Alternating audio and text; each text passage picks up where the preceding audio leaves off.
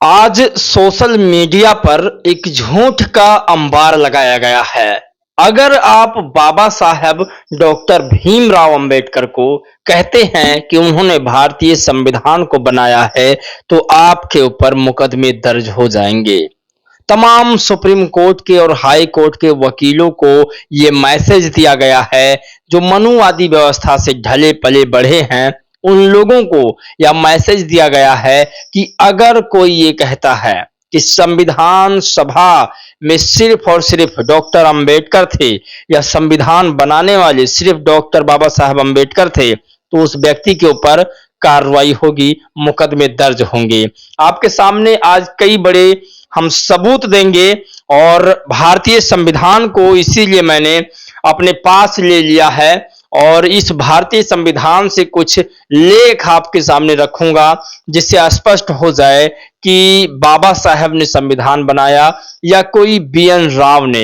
अभी तक तो सुनने में आया था कि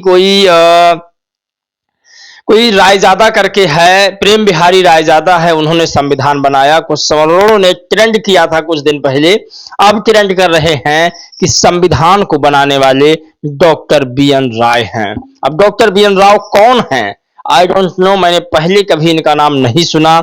जब मैंने इनके बारे में रिसर्च किया तब पता चला कि डॉक्टर बी.एन. राव इंटर के बाद ग्रेजुएशन किए थे, स्नातक जो बीए में था, और उसके बाद संविधान समिति में एक छोटे से अध्यक्ष थे।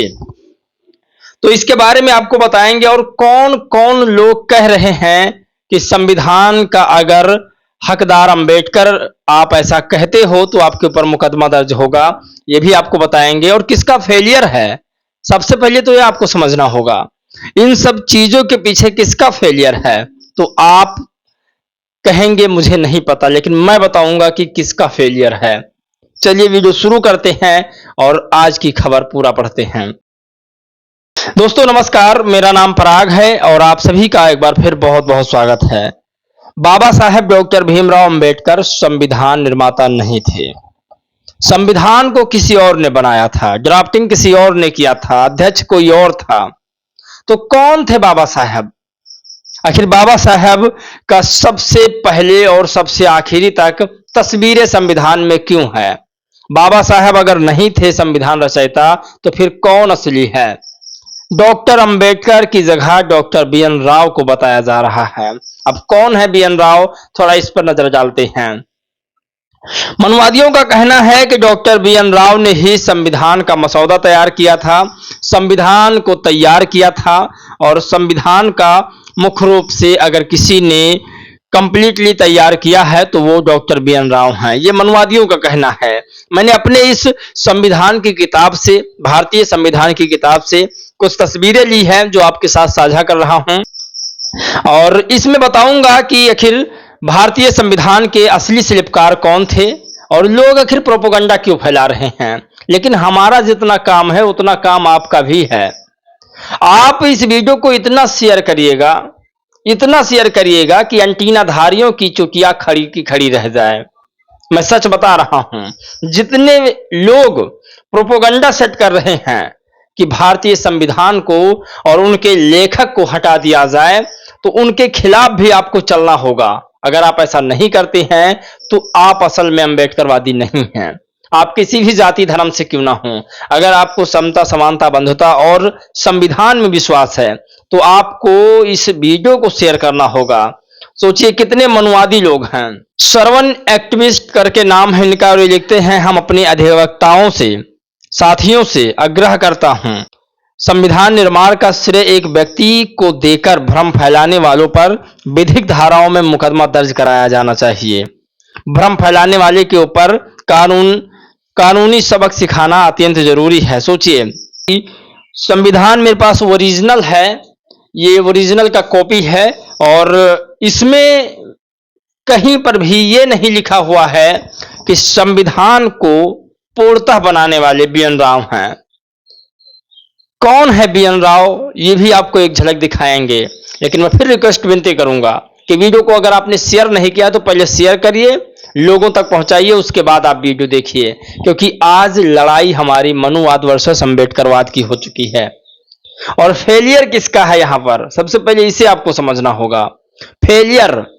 मायावती की जब तक सरकार थी यूपी में, तब तक देश के 28 से 29 राज्यों में किसी की हिम्मत नहीं थी कि अंबेडकर के लिखे हुए संविधान या अंबेडकर की मूर्तियों के साथ छेड़छाड़ खिलवाड़ कर दे।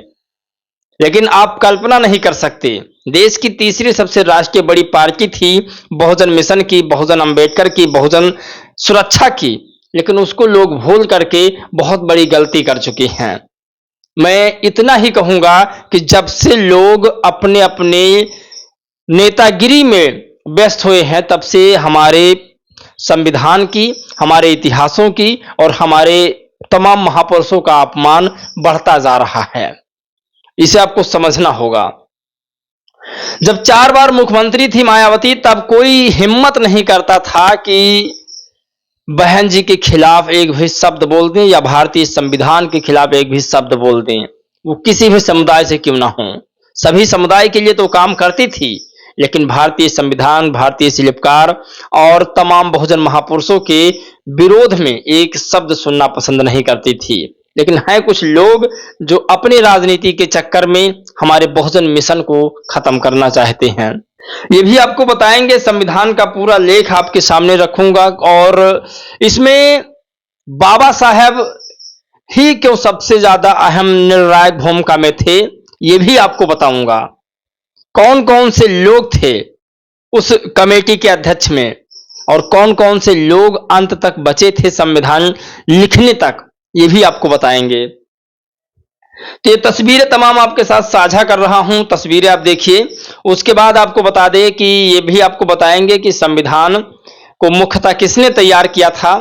तो ये तमाम तस्वीरें हैं, कहीं पर भी मुझे नहीं लगता कि बी.एन. राव का ज्यादा प्रचार किया गया हो या ज्यादा बताया गया हो। अगर ऐसा होता तो मुझे पूरा विश्वास है कि ये मनवादी लोग एक प्लस पॉइंट नहीं छोड़ते हैं, तो ये इतना बड़ा संविधान में लिखा बात कैसे छोड़ सकते हैं। आप सोचिए, जिसने लिखा नहीं उसका आज गुणगान कर रहे हैं और जिसने पूरा संविधान को तैयार कर दिया उसको झूठा साबित करने पर तुले हैं।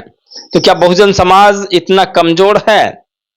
ये मुद्दा उसी दिन से उठा है, ग्वालियर हाई कोर्ट से। जो अनिल मिश्रा है ना, वकील साहब बने हैं अपने आप में, उनके द्वारा ही ये सारा भ्रमित खबरें चलाई जा रही है कि ये थे, वो थे, फलाना टिकना तमाम करके। तो आपको बता दें कि संविधान को मैं आपके सामने पूरा रखने जा रहा हूं। ये आप देखिए, पूरा जो है आपके सामने वीडियो चल रहा होगा। तो ये पहला पेज है और यहां पर लिखा हुआ है कि बाबा साहेब डॉक्टर बी.आर. अंबेडकर ने महामहिम डॉक्टर राजेंद्र प्रसाद भारत के राष्ट्रपति को 26 नवंबर 1949 को भारत का संविधान प्रस्तुत किया। माननीय जवाहरलाल नेहरू और प्रधानमंत्री थे उसमें, माननीय सरदार वल्लभ भाई पटेल गृह मंत्री थे और माननीय श्री राजा गोपाल चारी गवर्नर थे उस समय और माननीय मौलाना अब्दुल कलाम आजाद शिक्षा मंत्री थे। इस घटना के साक्षी हैं ये 4 लोग। ये चारों लोग, आपको बता दें कि जिसने भी कहा कि बाबा साहेब डॉक्टर भीमराव अंबेडकर ने संविधान नहीं बनाया और आज ट्विटर पर, फेसबुक पर, इंस्टाग्राम पर ये भर में खबरें फैला रहे हैं, तो इस देश के कानून के रक्षकों का अगर थोड़ी सी भी उनके अंदर अगर हिम्मत है तो उनके ऊपर मुकदमे दर्ज करके और उनको जेल भेजे। अब आप यहां देखिए, पढ़िए। संविधान सभा ने विशुद्ध विस्तृति चर्चा करके 26 नवंबर 1949 को संविधान को स्वीकृति प्रदान की। 28 अगस्त 1948 को संविधान मसौदा समिति में 7 निश्चित किए गए सदस्य थे, जिनके नाम निम्नमत हैं। Doctor B R. अंबेडकर अध्यक्ष थे, इसके मुख्य अध्यक्ष यही थे। माननीय अलादी कृष्णा स्वामी अय्यर और माननीय एन गोपाल स्वामी अयंगर और डॉक्टर के.एन. मुंशी और माननीय सैयद मोहम्मद सैदुल्ला, माननीय बी.एल. मित्तल और माननीय डी.पी. खेतान। तो ये 7 लोग थे।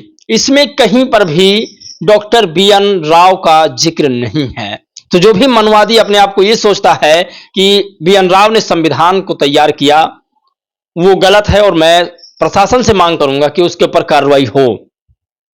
आज हमारे संविधान के साथ, हमारे इतिहास के साथ छेड़छाड़ हो रहा है, खिलवाड़ हो रहा है। इससे मैं बहुत आहत हूं और मैं बहुत दुखी भी हूं। अगर आप यहां सीधा देखेंगे तो इसमें लिखा हुआ है कि टीटी कृष्णाचारी जी ने 5 नवंबर 1948 को अपने उद्गार व्यक्त करते हुए कहा था, महोदय, मैं सभा के उन लोगों में से एक हूं जिन्होंने डॉक्टर बी.आर. अम्बेडकर को बड़े ध्यान से सुना। मैं उनके उत्साह तथा उस कार्य की क्षमता से परिचित हूं जो उन्होंने इस संविधान की मसौदा तैयार करने में कड़ा मेहनत किया और कड़ा प्रयास किया। संविधान का मसौदा बनाने में करना पड़ा। साथ ही साथ मेरा यह भी विश्वास है कि इस संविधान के मसौदे पर जो हमारे लिए आजकल इतना महत्व रहता है, जितना ध्यान दिया जाना चाहिए था, उतना ध्यान मसौदा समिति के इस पर नहीं दिया है। सभा को शायद यह विदित है कि उसमें जो 7 सदस्य नियुक्त किए गए थे, उनमें से एक ने सभा से त्यागपत्र दे दिया था। अब बचे थे 6 लोग। उसके स्थान पर अन्य सदस्य रखा गया था। माफ कीजिएगा, एक का देहांत हो गया था, किंतु उसकी जगह कोई भी व्यक्ति नहीं रखा गया था। अब बचे 6 लोग। एक अमेरिका में था और उसकी जगह किसी अन्य व्यक्ति द्वारा नहीं की गई थी तथा एक और सदस्य राज्यकार्य में लगा हुआ था। इतने रिक्त स्थान थे। एक या 2 व्यक्ति दिल्ली से दूर थे, संभवतः अस्वस्थ होने के कारण वे उपस्थित न हो सके। अतः अंत में यह हुआ कि इस संविधान का मसौदा बनाने का काम अकेले डॉक्टर बी.आर. अम्बेडकर के कंधों पर आ पड़ा। निसंदेह हम उनके प्रति कृतज्ञ हैं कि इतने प्रशंसनीय ढंग से उन्होंने इस कार्य को पूरा किया। तो ये उन लोगों के लिए सवाल है जो लोग कहते हैं कि डॉक्टर अंबेडकर ने अकेले संविधान नहीं बनाया। आप पहले संविधान की किताब ले लीजिए, पढ़िए कि उस संविधान में क्या लिखा हुआ है, तभी तो आपके दिमाग की बत्ती जलेगी। आपको बता दें, भारतीय संविधान है और ये संविधान सभी को न्याय देता है, सभी को न्याय देता है। अगर कोई झूठा प्रोपेगेंडा फैलाता है तो इसी में एक आर्टिकल है जिसके तहत उसके ऊपर मुकदमे भी दर्ज होते हैं। और वीडियो लंबी हो जाएगी, वरना मैं आपको एक एक आर्टिकल इसके बारे में समझा देता कि क्या क्या बताता है, क्या क्या दर्शाता है। खैर, बहुत सारे लोग जो साथी हैं बहुजन समाज के, वो जानते हैं और झूठे लोगों के खिलाफ अगर जरूरत पड़ी तो मैं मुकदमे भी लिखवाऊंगा। आप लोग अपनी राय प्रतिक्रिया जरूर दीजिएगा, वीडियो को शेयर कीजिएगा और कितना हमसे सहमत हैं जरूर हमें बताइए। जय भीम, नमो बुद्धाय।